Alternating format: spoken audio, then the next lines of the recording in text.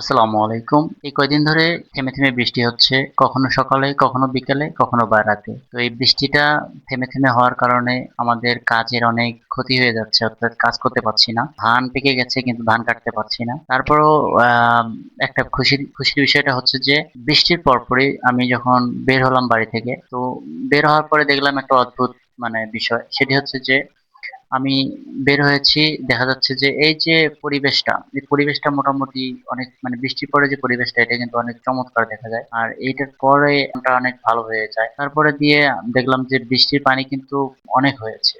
আল উপচে পড়ছে এরকম অবস্থা। এরপরে আমার জ্যাঠাতো ভাই উনি এখানে হচ্ছে জাল দিয়েছে মাছ ধরার জন্য।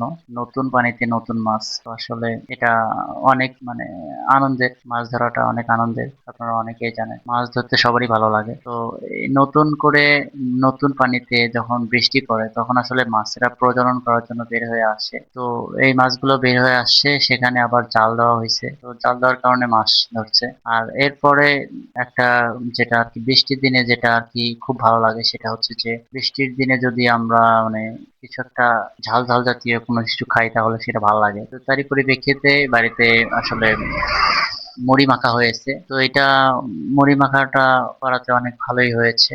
খেতে অনেক ভালো লাগছে। বৃষ্টির দিনে মুড়ি মাখা, খিচুড়ি এগুলো আসলে অনেক ভালোই লাগে। যাই হোক, সবাই ভালো থাকবেন। আসসালামু আলাইকুম।